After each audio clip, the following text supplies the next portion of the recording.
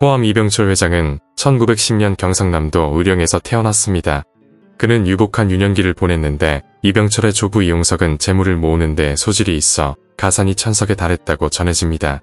이후 이용석은 외아들 이찬우를 낳았는데 집안은 더 부유해졌고 머슴만 해도 30여 명에 달했습니다.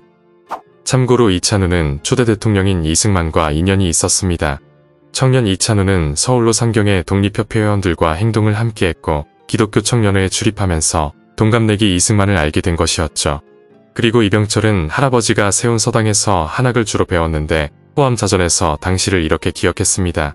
나는 어릴 때 출중하다는 말을 별로 듣지 못했다. 흔히 두 서너 달이면 뗀다는 천자문에 나는 1년 가까이 걸렸다. 다만 유별나게 남에게 지는 것을 싫어했다고 한다.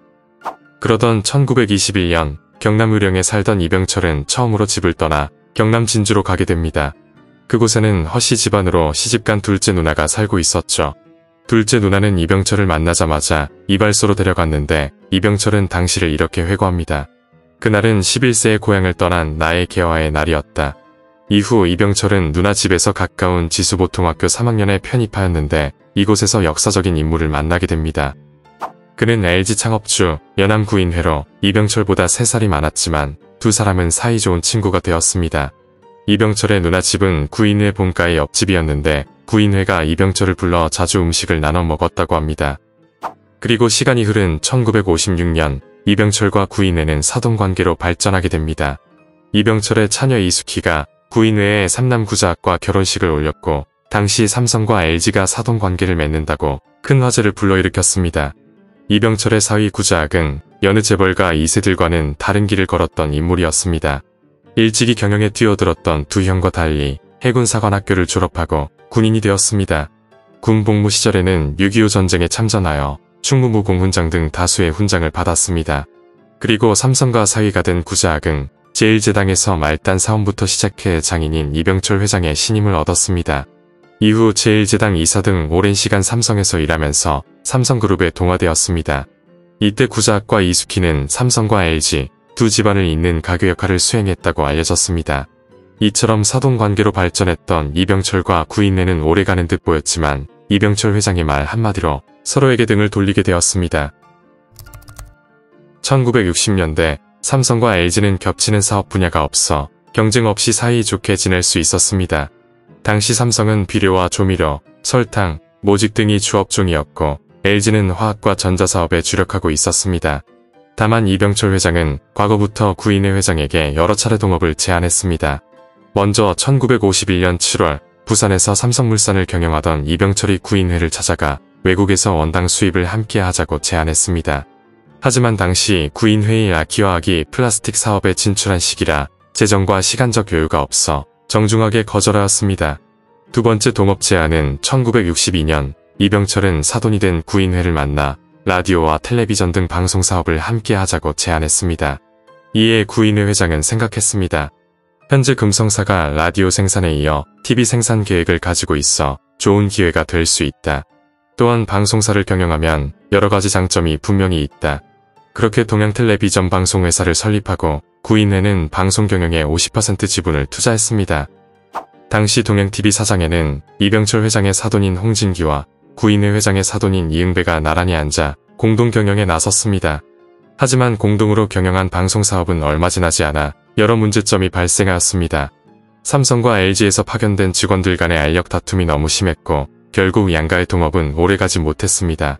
이에 삼성이 라디오 서울을 가지고 LG가 동양TV를 맡는 쪽으로 가닥을 잡았습니다. 하지만 이병철 회장은 방송사업이 더 전망이 밝다는 평가가 잇따르자 출장 등을 이유로 방송사업 재편을 차일피일 미뤘습니다. 세간의 불화설까지 불거지자 구인회 회장은 이병철 회장이 머물고 있는 일본으로 건너갔습니다. 우리 손자들에게 할아버지끼리 싸웠다는 모습을 남겨서야 되겠나. 원한다면 이병철 회장이 다 맡아 운영하게. 이처럼 구인회 회장은 사돈 간의 불화는 막아야 한다는 결단으로 TV 사업까지 삼성에 넘기고 철수했다고 합니다. 그러던 1968년 이병철과 구인회가 원수가 된 결정적인 사건이 발생합니다. 1968년 이병철 회장은 자신이 만든 안양골프장에서 구인회 회장을 만났습니다. 이때 이병철 회장은 구인회 회장에게 불쑥 다음과 같은 말을 건넸습니다. 삼성도 앞으로 전자산업을 하려고 하네. 이에 구인회 회장이 화를 벌컥 내면서 답했습니다. 이익이 남으니까 하려는 게 아닌가. 사돈이 땅을 사면 배가 아프다고 하더만 옛말에 틀린 말 하나도 없다. 이후 구인회 회장은 벌떡 일어나 불편한 기색으로 자리를 떠났고 이병철 회장은 난감한 표정으로 그 뒷모습을 바라볼 수밖에 없었습니다. 46년간 이어져 오던 이병철 회장과 구인회 회장의 우정이 원수지간 사이로 뒤바뀌는 순간이었습니다. 그리고 이 소식을 들은 이병철의 차녀 이숙희는 아버지 이병철을 찾아가 삼성의 전자사업 진출을 만류했다고 합니다. 이건희 삼성 회장은 당시를 이렇게 기억했습니다. 이숙희 씨는 결혼 전에는 아주 애녀였다. 그런데 금성으로 시집을 가더니 같은 전자사업을 한다고 시집에서 구박을 많이 받았다. 이에 우리 집에 와서 보통 정신 가지고 부릴 수 없는 때를 썼다. 그러면서 이건희 회장은 당시 이병철 회장이 이숙희에게 한 말도 덧붙였습니다. 그렇게 삼성전자가 경기가 된다면 삼성의 주식은 한 장도 줄 수가 없다. 그리고 삼성이 전자산업 진출을 선언하자 LG는 전자산업에 진출해 있던 대한전선과 합동전선을 구축했습니다. 이들은 삼성의 전자산업 진출을 막는 탄원서를 각계에 전달하는 등 강력히 반발했습니다. 삼성을 민족자본을 말살하는 매판자본이라며 강력하게 비난했고 임직원 스카우트 문제로 번번이 신경전을 펼치기도 했습니다. 이런 와중에 삼성은 생산 제품의 80% 이상을 수출하는 조건으로 정부로부터 조건부 승인을 받음으로써 사돈 간 경쟁체제에 돌입했습니다.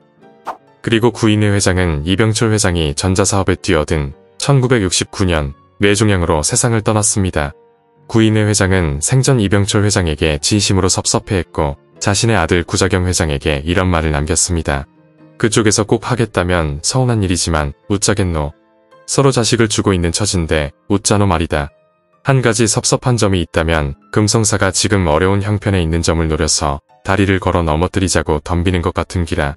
그러나 내는 내 할 일만 할란다. 나도 설탕 사업 할라 하면 못할 거 있나. 하지만 나는 안 한다.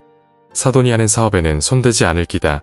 그렇다면 이병철 회장은 구인회 회장과 사이가 틀어질 줄 알면서도 왜 전자사업 분야에 뛰어든 것일까? 이병철 회장은 전자사업에 진출할 때 이렇게 말했다고 합니다. 시장은 넓은데 공급하는 사람이 적거나 독과점인 상태가 되면 안주하게 되어 경쟁력이 떨어진다. 적절한 경쟁을 하기 위해서는 선점하고 있는 사람이 있다 할지라도 뛰어들어가야 한다. 국내에서 먼저 경쟁을 통해 사업을 키운 뒤에 해외로 나가야 한다. 한편 이 같은 상황에서도 이병철은 여전히 LG가 출신인 구자학을 적극 중용하면서 사위사랑을 드러냈습니다. 1973년 삼성그룹이 호텔 사업을 시작할 때 호텔 사업을 둘째 사위인 구자학 회장에 맡겼습니다. 구자학은 1974년에 설립된 호텔 신라의 초대 사장에 선임됐으며 삼성그룹이 인수한 동방생명의 주요 주주로 참여했습니다. 또한 에버랜드의 전신인 중앙개발의 대표이사까지 겸임해 삼성가에서 입지를 굳건히 했습니다. 이와 관련하여 재계에서는 이렇게 해석하기도 했습니다. 이병철 회장이 1971년 그룹 후계자를 삼남인 이건희 회장으로 결정한 후 장남인 이맹희 씨를 경영구도에서 배제하는 과정에서 둘째 사위의 역할이 부각된 것이다. 하지만 삼성이 반도체 사업에까지 뛰어들면서 LG 가문의 위기의식은 더욱 높아졌습니다. 결국 LG는 구자학 회장에게 돌아올 것을 종용했고 1976년 구자학은 삼성그룹 경영에서 물러나게 되었습니다. 구자학은 삼성을 떠난 후에도 LG그룹 경영에 바로 참여하지는 않았고 개인적으로 경영하던 호텔 사업에 전념하며 때를 기다렸습니다. 그러던 1980년 구자학은 럭키 사장으로 LG그룹 경영 전면에 나섰고 이건희 회장이 이끄는 삼성과 경쟁했습니다. 특히 구자학 회장은 1988년 금성반도체 회장을 겸임하면서 이건희 회장이 애정을 쏟은 반도체 사업에서 대격돌을 펼쳤습니다. 이들은 디램 반도체를 비롯한 첨단 반도체에서 경쟁을 벌였고 삼성과 LG는 한국 반도체 산업을 세계 정상으로 이끌었습니다. 훗날 재계 관계자는 구자학 회장에 대해 이렇게 말했습니다. 구자학 회장이 경영 수업을 시작한 건 친정 LG가 아닌 삼성에서였다. 그래서 경영 스타일이 LG그룹보다 삼성그룹에 가깝다는 평가가 많았다. 이후 LG그룹은 외환 위기를 거치며 반도체 사업을 접었고 1999년 현대전자산업에 LG 반도체를 매각하게 되었습니다. 이를 계기로 구자학 회장은 LG그룹 경영에서 물러났고 외식 사업인 아오움 회장을 맡아 LG그룹에서 독립했습니다. 이후 그룹의 먹거리를 책임지는 급식업체 아오움은 연매출 1조 7천억 원 알짜배기로 성장했습니다. 이처럼 구자학은 자신의 위치를 찾았지만 아내 이숙희 여사는 달랐습니다. 친정인 삼성에서는 출거애인 취급을 받았고 아버지 이병철로부터 한 푼의 유산도 받지 못했습니다. 하지만 자신과 다르게 경영에 참여한 언니 이인희 한솔그룹 고문과 여동생 이명희 신세계그룹 회장을 보며 잠을 설치는 날이 많았습니다. 그렇다고 시댁인 LG그룹에서도 마음이 편할 리 없었습니다. 두 그룹이 갈등할 때면 언제나 불편할 수밖에 없는 위치였죠. 당시 주변 관계자는 이숙희 여사에 대해 이렇게 말했습니다. 친정에서는 출가외인 취급을, 시댁에선 괘씸한 사돈 집안의 핏줄로 낙인 찍혀 숨소리도 낼 수 없었다. 그리고 삼성가에서 철저하게 배제되었던 이숙희 여사는 자신의 몫을 찾기 위해 이건희 회장에게 도전장을 내밀었습니다. 지난 2012년 장남 이맹희 회장에 이어서 이건희 회장을 상대로 상속 회복 청구 소송을 제기한 것이었습니다. 이숙희 여사는 이건희 회장을 상대로 소송을 낸 배경에 대해 이렇게 말했습니다. 삼성은 오빠가 무능하기 때문에 재산을 못 준다는 식으로 몰고 갔다. 이에 오빠에게 힘이 되기 위해 소송에 동참하게 됐다. 과거 이병철 창업주는 1987년 타계하기 전까지 부기구도와 상속 문제를 마무리했습니다. 부계자 3남 이건희 회장에게는 삼성전자 등 핵심 계열사를 주고 오녀 이맹희 회장에게는 신세계백화점 등을 물려주었습니다. 장녀 이인희 한솔그룹 고문에게는 고려병원과 주재지 등을, 장남 이맹희 씨에게는 재산을 주지 않는 대신 부인인 송북남 씨에게 안국화재 일부 지분을 넘겨주었습니다. 반면 차녀 이숙희 씨는 한 푼의 재산도 받지 못했고 삼녀 이순희와 사녀 이덕희 씨도 두드러진 재산을 받지 못했습니다. 이숙희 여사는 자신이 상속받지 못한 이유에 대해 이렇게 말했습니다. 과거 남편이 삼성을 그만둔 결정적 계기가 있었다. 남편이 이병철 회장에게 신임을 받으니 시기하고 중상모략하고 난리가 났다. 그 과정에서 상속을 못 받게 됐다. 이에 대해 삼성 측에서는 이렇게 말했습니다. 상속은 창업주의 판단하에 이루어졌고 25년 전에 이미 끝난 문제다. 그러나 이맹희와 이숙희 측은 숨겨진 재산에 대해서는 합의해준 적이 없다고 주장하였습니다. 결국 2012년 이들은 이병철 회장의 유산으로 인정된 차명 주식 가운데 자신의 상속분에 해당하는 주식을 달라는 소송을 제기하였습니다. 초대형 소송답게 초호화 변호인단을 구성했는데 원고 측은 법무법인 화우를, 피고 측은 법무법인 세종, 태평양, 원 등으로 구성된 연합팀을 앞세웠습니다. 변호인들은 재판부의 시선을 사로잡기 위해 프레젠테이션 경쟁을 펼쳤고 재판 직후에는 기자회견을 열어 각자 주장을 취재진에 거듭 설명했습니다. 그리고 장외에서는 상속소송이 심각한 감정싸움으로 번지는 양상도 있었습니다. 이맹희 회장이 이재현 CJ그룹 회장의 부친이라는 점 때문에 삼성그룹과 CJ그룹 간의 대리전으로 비치기도 했습니다. 실제 CJ그룹 측은 이재현 회장을 삼성그룹 직원이 미행했다면서 이를 경찰서에 고소하였습니다. 그리고 이맹희 회장 측이 한 푼도 안 준다는 탐욕이 소송을 초래했다고 말하자 이건희 회장이 격하게 반응하기도 했습니다. 이맹희 씨는 삼성가에서 퇴출당한 양반이다. 이맹희 씨는 감히 나보고 건의할 상대가 아냐. 바로 내 얼굴을 못 보던 양반이다. 결국 1심에서 이건희 회장이 승소했고 1심 판결 직후 이병철 전 회장의 맏딸인 이인희 고문은 이번 판결로 집안이 화목해지길 바란다고 말했습니다.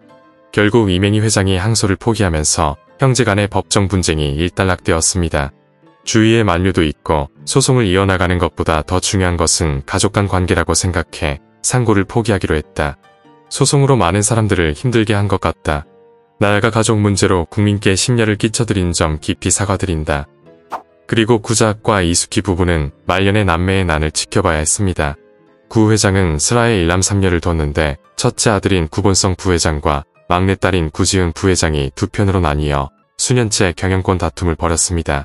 막내딸 구지은 부회장은 2015년 부서장에 올랐는데 당시 장자 승계 원칙을 고수하던 범LG가의 가풍을 깨고 구지은 부회장이 첫 여성 후계자가 될 것이란 기대가 컸습니다. 그러던 2016년 구본성 부회장이 장자 승계 원칙을 내세워 경영에 참여했고 구지은 부회장은 관계사인 캘리스코 대표로 밀려났습니다. 이에 반발한 구지은 부회장이 임시 주총 개최를 요구하며 1차 남매의 난이 발생했습니다. 그러나 구지은 부회장은 열세를 면치 못했는데 그의 아우홈 지분율은 구본성 부회장의 절반 수준이었기 때문입니다. 하지만 상황은 구본성 부회장이 보복운전 혐의로 입건되며 달라졌습니다. 구지은 부회장은 구자학 회장의 장녀 구미연과 차녀 구명진과 세 자매 연합을 구성하면서 아우홈 경영권을 되찾게 되었습니다. 그러나 이후에도 남매의 난은 계속되었고 2024년에는 구본성 부회장 측이 아우홈 이사회를 장악하였습니다. 아우홈 지분 매각을 원하는 구미연 씨가 자매 연합을 떠나 구본성 부회장의 손을 잡은 게 결정적이었습니다.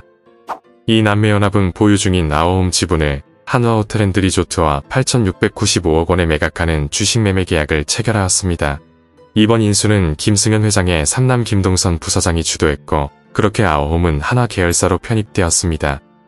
그리고 지난 2022년 구작 회장이 향년 92세의 노안으로 별세하였습니다. 장례식에는 삼성가 인물인 이명희 회장과 정용진 부회장 그리고 이부진 등이 참석해 눈길을 끌었습니다. 마지막으로 과거 이건희 회장이 누이들을 평가한 말을 전달하며 이야기 마치겠습니다. 이인희 고문은 선인장이며 이명희는 장미, 그리고 이숙희는 잡초와 같다. 이건희 회장이 둘째 누나 이숙희 씨를 잡초에 비유한 까닭에 대해 이명희 회장은 이렇게 분석했습니다. 숙희 언니는 주변에 누구든지 가리지 않고 편안하게 대해준다.